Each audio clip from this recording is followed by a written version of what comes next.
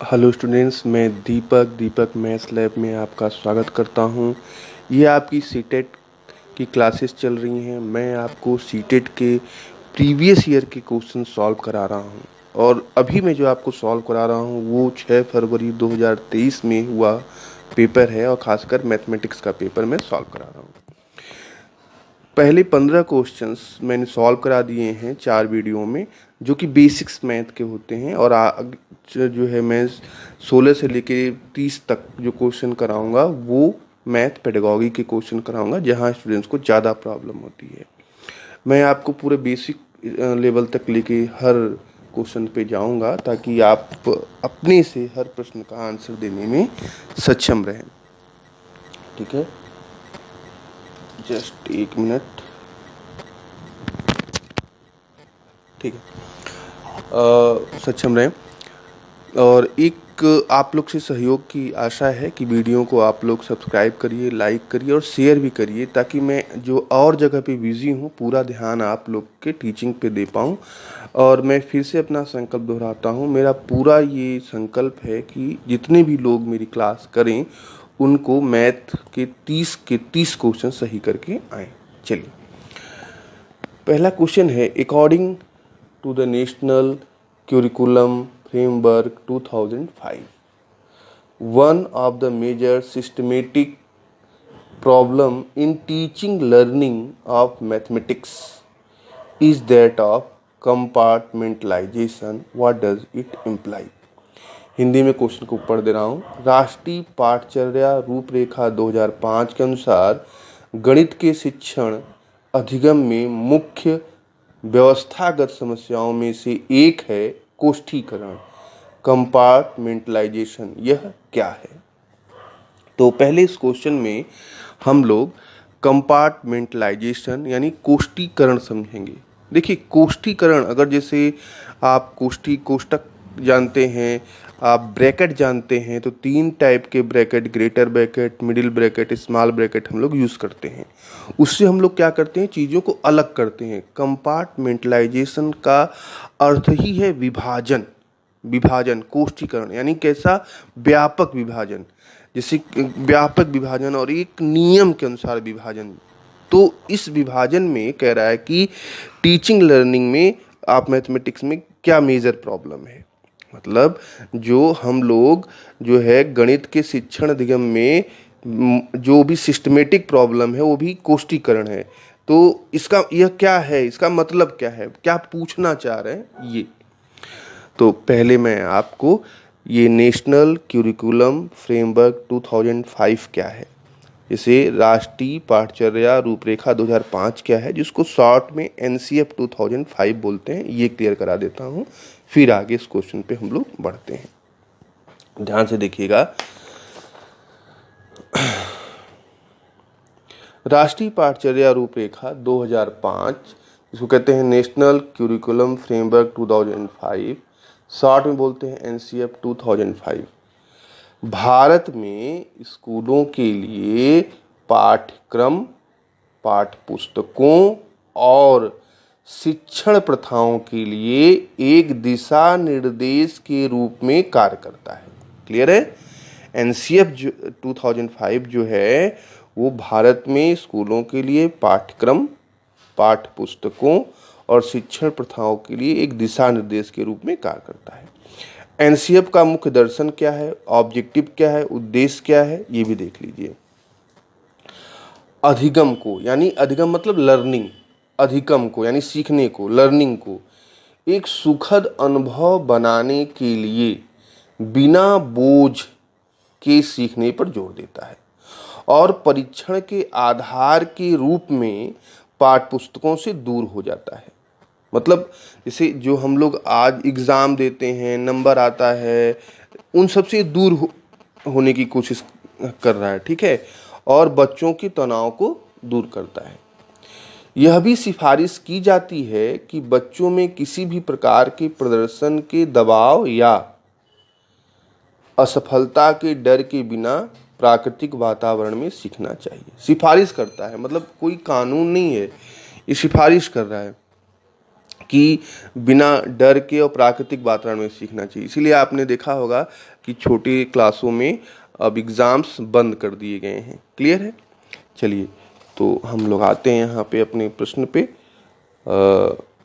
अब वही कह रहा है कि राष्ट्रीय पाठचर्या रूपरेखा 2005 के अनुसार गणित के शिक्षण अधिगम में मुख्य व्यवस्थागत समस्याओं में से एक है कोष्ठीकरण, कंपार्टमेंटलाइजेशन। यह क्या है? कोष्ठीकरण मैंने आपको समझा दिया कि विभाजित करना। ठीक है, अब चलिए पहला करते हैं। There is a systematic division of students in different section in the same class on basis of their abilities. उनकी क्षमताओं योग्यताओं के आधार पर यहाँ एक ही कक्षा के विद्यार्थियों का विभिन्न खंडों सेक्शंस में व्यवस्थित रूप से विभाजन है। देखिए, ये गलत है। हम लोग देख भी पा रहे हैं, हम लोग अध्ययन करके भी आए हैं। ये हमारे जो क्वेश्चन है कि मेजर जो है systematic problem, major systematic problem in teaching learning में, और भी किसमें, कंपार्टमेंटलाइजेशन में, ये प्रॉब्लम नहीं है। ये प्रॉब्लम है ही नहीं। ठीक है, अगला है, अच्छा, जो आप विभाजन करेंगे वो समान चीज़ों का करेंगे। तो जैसे लग रहा है कि यही आंसर होगा पहला वाला, लेकिन ये आंसर नहीं है, क्योंकि हम लोग मूर्त देखेंगे। मूर्त, क्या हम लोग के साथ ऐसा हुआ, क्या हम लोग ने ऐसा देखा। जब प्रश्न के उत्तर न दे पाएँ तो इन चीज़ों पर भी ध्यान लगाइए। ये अभी ऐसे ही सब टॉपिक में क्लियर कराऊंगा आपको। There is little systematic communication between primary school and high school teachers of mathematics. यहाँ प्राथमिक विद्यालय और हाई स्कूल के गणित शिक्षकों में बहुत ही कम व्यवस्थित संवाद है। अगला चलते हैं। There is a systematic appointment of teachers of different levels for the school system. यहाँ स्कूली व्यवस्था के लिए सुव्यवस्थित रूप से विभिन्न स्तरों पर शिक्षकों की नियुक्ति होती है। तो ये प्रॉब्लम नहीं है, क्योंकि यहाँ सिस्टमेटिक अपॉइंटमेंट है। सिस्टमेटिक अपॉइंटमेंट है। कंपार्टमेंटलाइजेशन का मतलब ही होता है systematic division of same things. तो यहाँ स्कूली व्यवस्था में सुव्यवस्थित रूप से विभिन्न स्तरों पर शिक्षकों की नियुक्ति, ये कोई प्रॉब्लम है ही नहीं। ये जो है टीचिंग लर्निंग का मेजर सिस्टमेटिक प्रॉब्लम है ही नहीं कंपार्टमेंटलाइजेशन के अंतर्गत। ठीक है, अगला है। There is a systematic division of school and college curriculum for the mathematics. यहाँ विद्यालय और कॉलेज के गणित के पाठ्यक्रम में व्यवस्थित रूप से विभाजन है। ये भी कोई समस्या नहीं है, बल्कि ये तो एक क्वालिटी है, एक गुण है। ये भी कोई समस्या नहीं है। तो अगर आप देखेंगे तो यहाँ पे एक ऑप्शन बी है कि there is a little systematic communication between primary school and high school teachers. जो है यहाँ प्राथमिक विद्यालय और हाई स्कूल के गणित शिक्षकों के मध्य बहुत ही कम व्यवस्थित संवाद है। ये आपका आंसर होगा। चलिए क्वेश्चन नंबर 2 चलते हैं। व्हाट इज, क्वेश्चन नंबर आपका 2 है, what is the following statement is most appropriate for standardised test in mathematics. निम्नलिखित में कौन सा कथन गणित में मानकीकृत परीक्षाओं के लिए सर्वाधिक उपयुक्त है? तो अब देखिए, पहले तो हमें स्टैंडर्डाइज्ड टेस्ट क्या है, मानकीकृत जो है परीक्षा क्या है। तो जो ऑब्जेक्टिव टाइप के क्वेश्चंस होते हैं वो आपके मानकीकृत परीक्षाएं कहलाती हैं। देखिए, जब भी हम लोग जो है परीक्षण होता है वो 2 प्रकार से होता है। देखिए यहाँ पे मैंने पूरा आपको समझाया हुआ है। परीक्षण 2 प्रकार का होता है, एक अध्यापक निर्मित और एक मानकीकृत परीक्षण। मानकीकृत परीक्षण वही ऑब्जेक्टिव, जिसमें आप देखते हैं कि यूनिवर्सिटीज़ के entrance test, examination test, objective जो होता है वही आपका मानकीकृत है। ठीक है, तो यहाँ मैंने पूरा समझाने की कोशिश की है कि अध्यापक निर्मित परीक्षणों की यही एक मुख्य सीमा होती है। उनका प्रयोग क्षेत्र अत्यंत सीमित होता है तथा इनका सफल प्रशासन कक्षा प्रस्तुतियों पर निर्भर करता है। ये अध्यापक निर्मित है। देखिए, परीक्षण 2 प्रकार से हैं, अध्यापक निर्मित, मानकीकृत परीक्षण। ठीक है, मानकीकृत परीक्षण का कोई भी वह रूप जिसमें सभी परीक्षार्थियों को समान प्रश्नों के उत्तर देने के लिए या प्रश्नों के एक समान बैंक से प्रश्नों का चयन होता है और मानक या सुसंगत तरीके से स्कोर किया जाता है, जो व्यक्तिगत छात्रों या छात्रों के समूह में सापेक्ष प्रदर्शन की तुलना करना संभव बनाता है। ये बच्चों की क्षमता का समग्र चित्र प्रस्तुत नहीं करते। ये ध्यान से देखिएगा, ये बच्चों की क्षमता का समग्र चित्र प्रस्तुत नहीं करते। यह कथन गणित में मानकीकृत परीक्षाओं के लिए सर्वाधिक उपयुक्त है। ठीक है, उम्मीद है आप दोबारा आप जो है वीडियो को पीछे करके भी समझ लीजिएगा इन बातों को। तो वही पूछा है इस प्रश्न में कि मानकीकृत जो है परीक्षा के लिए सर्वाधिक उपयुक्त मतलब ये जो चार आपके स्टेटमेंट दिए हुए हैं, निम्नलिखित में कौन सा कथन गणित में मानकीकृत परीक्षाओं के लिए सर्वाधिक उपयुक्त है। अब चलिए कथन पढ़ते हैं।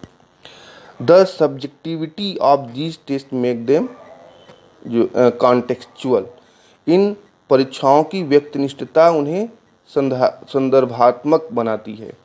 तो देखिए, आपका पेपर ही सब्जेक्टिव नहीं है, ऑब्जेक्टिव टाइप का है। जैसे स्टैंडर्डाइज टेस्ट अगर समझ गए कि स्टैंडर्डाइज टेस्ट होता क्या है, तो आप समझ जाएंगे कि भाई ये ऑब्जेक्टिव है, तो सब्जेक्टिव की बात ही खत्म हो गई। अगला चलते हैं। The test can be administered on small population only, इन परीक्षाओं का केवल कम आबादी पर ही संचालित कर सकते हैं। तो देख रहे हैं, ये बड़े आबादी पर भी संचालित कर सकते हैं, जैसा मैंने पीछे समझाया है। तो ये भी ऑप्शन आपका हट गया। और कह रहा है ये बहुत अधिक रूप से पक्षपाती होते हैं, दे आर हाईली बायस्ड, ये भी गलत है। भाई ऑब्जेक्टिव टाइप क्वेश्चन है, एक पर्टिकुलर आपको बता दिया जाता है कि यहीं से पूछा जाएगा, उसका फिक्स आंसर है, पढ़िए और आंसर दीजिए।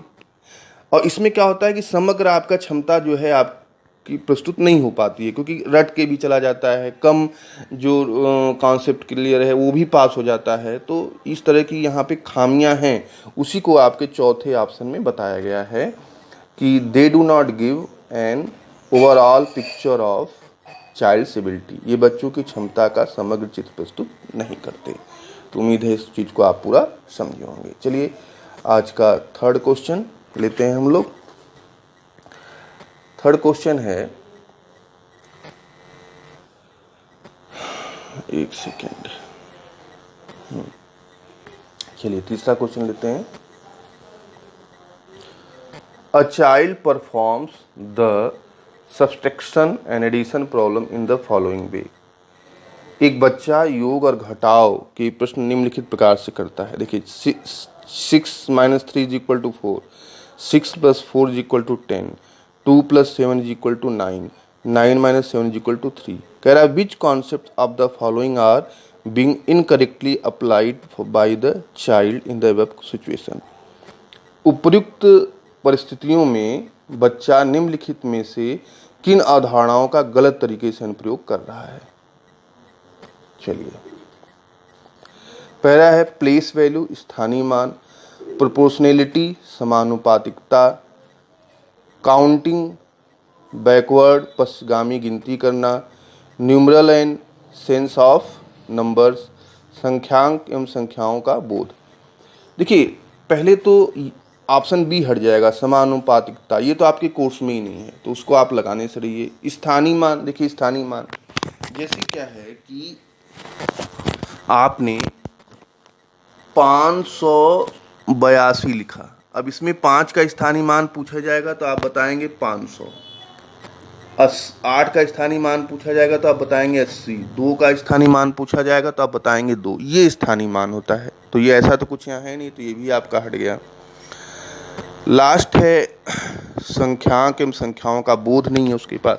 तो भाई अगर ऐसा होता तो ये उसको सही न कर पाता, प्लस वाला सही न कर पाता, अगर संख्याओं का बोध न होता तो प्लस वाला सही नहीं कर पाता, उसने केवल माइनस वाला गलत किया हुआ है। ठीक है, तो संख्याओं का बोध है, तो आंसर हुआ काउंटिंग बैकवर्ड, पश्चिगामी गिनती करना, ये यहाँ पे गलती कर रहा है। तो कैसे गलती कर रहा है ये भी देख लीजिए। उसने किया क्या है, देखिए उसने ऐसे किया है गलत क्या किया है, उसने काउंट कैसे किया है, 6, 5, 4 और 3 ऐसे काउंट किया है, और 6 - 3 = लिख दिया 1 2 3 4। जैसे 9 - 7 तो 9 8 7, और काउंट करके 1 2 3 लिख दिया, ये गलती की है, इसको पश्चगामी बोलते हैं। अच्छा, यहाँ पे एक और ऑप्शन हो सकता था, अग्रगामी गिनती करना। वो कैसे होता? जैसे 3 से 6 तक गिनता, 3 4 5 6, तो ये अग्रगामी, अगर ये ऑप्शन में होता तो वो भी आंसर होता, दोनों आंसर होता, लेकिन इसीलिए एक आंसर दिया हुआ है। जैसे 7 8 9, तो यहाँ 3, ये गलती की है बच्चे ने। ठीक है, तो इस टाइप के क्वेश्चन जितने भी आते हैं मैं आपको इकट्ठा करके करा दूंगा। ठीक है, अगले वीडियो में मिलते हैं, धन्यवाद।